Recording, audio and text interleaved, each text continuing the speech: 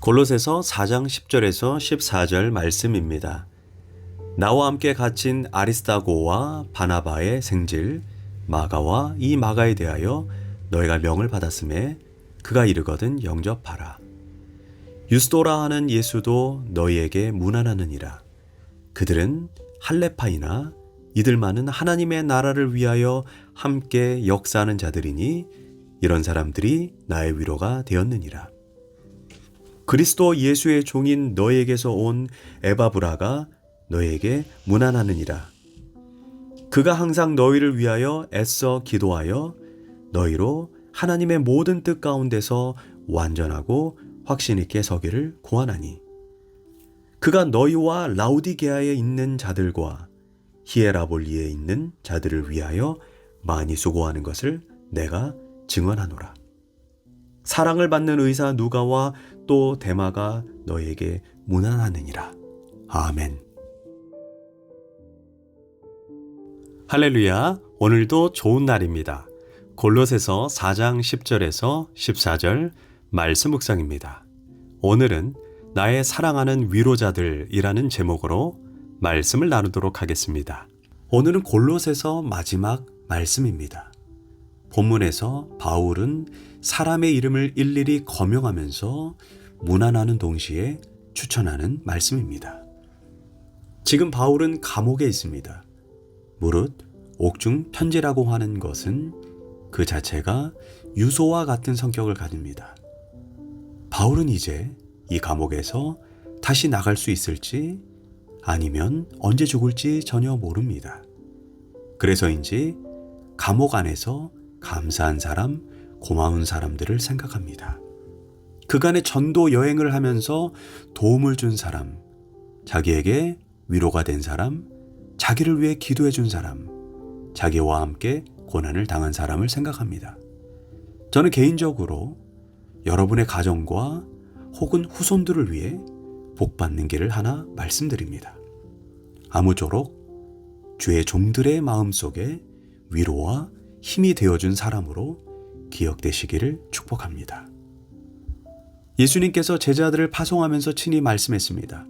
너희를 영접하는 자는 나를 영접하는 것이요 나를 영접하는 자는 나 보내신 이를 영접하는 것이니라.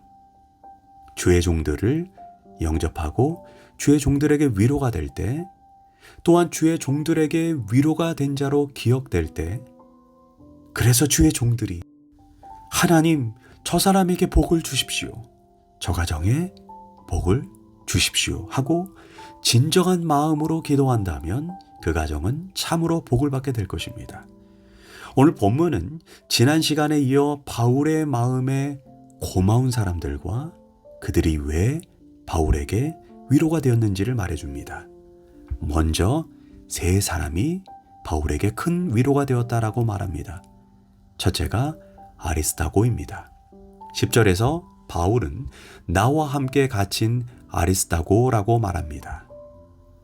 이 아리스다고라고 하는 인물은 성경에 4번밖에 나오지 않습니다. 그에 대해 그가 설교를 했다, 기적을 행했다, 어떤 위대한 사건의 주역이었다라는 말은 전혀 없습니다. 사도행전에 기록된 것을 볼 때 그는 바울이 고생할 때 항상 옆에 있었던 사람입니다. 사도행전 19장에서 바울이 에베소에서 복음을 전할 때 아데미 신상을 만들었던 은장색들, 이 사람들이 바울을 대적하여 큰 소동을 일으켰습니다. 그때 바울과 함께 붙잡혀서 폭도들에게 돌을 맞고 목숨을 잃어버릴 뻔했는데 그 현장에서 함께 바울과 고통을 당했던 사람입니다. 또한 그는 로마로 향하던 배가 유라굴로 광풍에 부딪혀 바울이 죽을 고생을 했을 때 그때도 아리스다고는 바울 곁을 지켰습니다. 그리고 본문에 보면 바울이 로마 감옥에 갇혀 있을 때도 아리스다고가 바울 곁에 머물렀다라고 말합니다. 이에 바울은 참으로 고맙고 큰 위로가 된 것입니다. 고로 그를 위로자라고 바울이 명명한 것입니다. 이런 성도가 주의 종들에게 힘이 되는 것입니다. 두 번째, 마가입니다. 마가는 바울의 귀한 동역자이며 충성스러운 사람입니다. 마가에 대해서 베드로전서 5장 13절에서 베드로가 내 아들 마가라고 말씀합니다. 육신의 아들은 아닙니다. 이 마가는 마가의 다락방의 그 마가이자 마가복음을 기록한 마가입니다.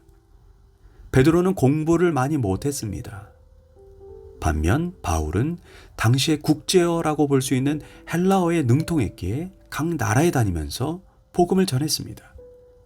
하지만 베드로는 참 중요한 인물인데도 이방 나라에 가서 설교할 때 통역을 세워야 했습니다. 그 통역자가 바로 마가입니다.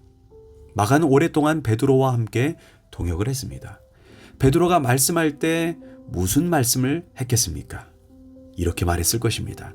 내가 예수님과 대화할 때, 내가 예수님하고 산을 올라갔을 때, 내가 예수님하고 어디 갔을 때, 아니 이렇게 말씀하시지 않았겠습니까?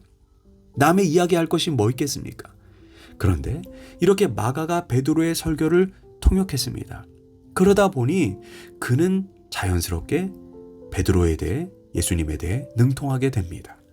그래서 베드로가 세상을 떠나고 마가가 예수님에 대해서 기록한 것이 마가복음입니다. 그래서 마가복음의 별명이 베드로복음입니다. 처음 마가가 등장한 것은 사도행전 13장입니다. 바울과 바나바가 제1차 선교 여행을 떠날 때 마가는 수행원이라는 직책으로 처음 등장합니다. 그 당시 영적인 거장인 바울과 바나바의 수행원으로 선교 여행을 떠난다는 것은 매우 영광스러운 일입니다. 그러나 며칠이 못 되어 버가라고 하는 지역에서 마가가 중도 하차합니다. 그가 생각했던 것과 다르게 막상 선교 현장에 와보니 잠자리도 불편하고 음식도 불편하고 육체적으로도 고단했습니다.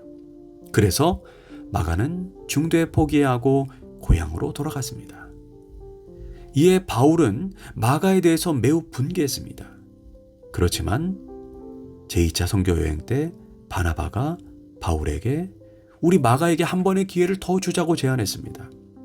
이에 바울은 단호히 거절하고 바나바와 다투게 됩니다. 마가의 일로 얼마나 심각했는지 성경은 바울과 바나바가 심히 다투어 피차 갈라섰다라고 기록할 정도입니다. 이 일로 마가는 큰 죄책감을 가지고 괴로워했을 것입니다. 이후에 과거에 예수님을 3번 부인한 전적이 있던 베드로가 마가에게 찾아갔습니다.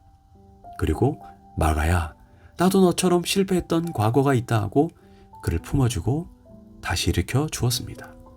그리고 베드로의 수행원으로 위대한 사명을 감당하게 되고 그는 성숙하고 충성스러운 일꾼이 되었습니다.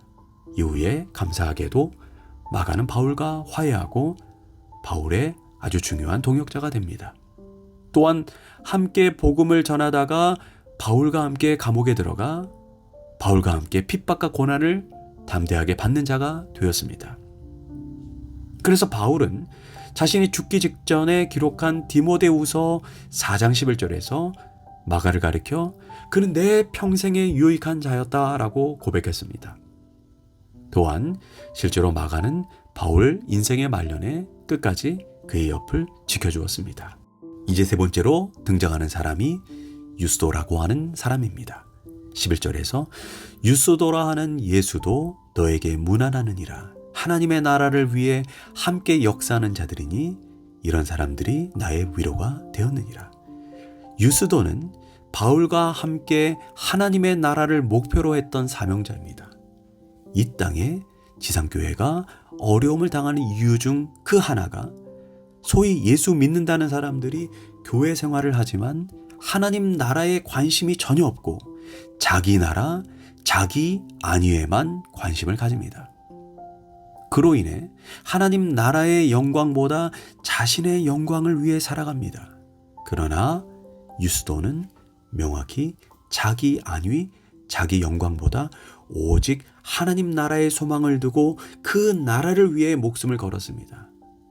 만약 유스도 같은 일꾼이 많아지면 교회가 세상에 끼치는 영향력이란 실로 엄청날 것입니다.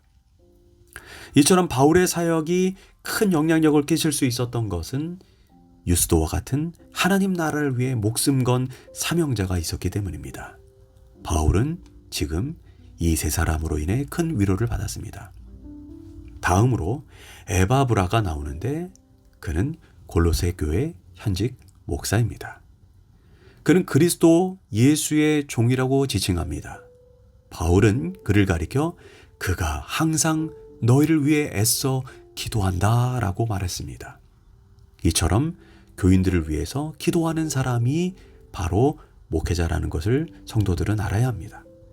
그가 그렇게 기도하여 너희로 하나님의 모든 뜻 가운데서 완전하고 확신 있게 서기를 구하노니 라고 했습니다. 이처럼 성도들은 믿음 위에 굳게 서야 합니다. 그것이 목회자의 소원입니다. 흔들흔들 이렇게 넘어지는 성도가 되어서는 안 됩니다. 마지막으로 사랑을 받는 의원 누가입니다. 하나님께서 사도 바울에게 육체의 가시 곧 사단의 사자를 주었다고 성경이 말합니다. 바울이 가는 곳마다 바울을 따라다니면서 그가 복음 사역을 막는 사람들이 있었습니다. 그런데 그 사람 뒤에 역사하는 악한 영이 육체의 가시 곧 사단의 사자입니다. 그래서 바울은 40의 감한매를 5번이나 맞고 3번 대장을 맞고 살해 위협을 당했습니다. 그때 바울 옆에 의사 누가가 있었습니다. 하나님은 바울의 사역에 지장이 없도록 육체의 가시인 사단의 사자를 없애주지 않고 의사 누가를 동반하게 했습니다. 누가는 바울이 죽는 그 순간까지 바울 옆에 끝까지 지켜준 충성스러운 인물입니다. 그 속에는 우리가 알 수 없는 오묘한 하나님의 섭리가 있습니다. 16절에서 이 편지를 너희에게서 읽은 후에 라오디게아인의 교회에서도 읽게 하고 또 라오디게아로부터 오는 편지를 너희도 읽으라 라고 말합니다. 그리고 마지막으로 18절에서 나의 매인 것을 너희들이 생각하라 라고 말씀합니다. 무슨 말입니까? 나를 위해 기도하라는 것입니다. 더 나아가 나의 매인 것을 생각하라는 말은 나를 위해 하나님의 말씀에 순종해서 너희들도 전도하라는 것입니다. 우리는 하나님 나라를 위해 복음을 위해 다시 한번 충성해야 합니다. 기도하겠습니다. 하나님, 골로새서를 통해 나도 구원받는 자를 넘어 하나님 앞과 사람 앞에 쓰임받는 충성스러운 일꾼이 되게 하소서. 예수님의 이름으로 기도합니다. 아멘.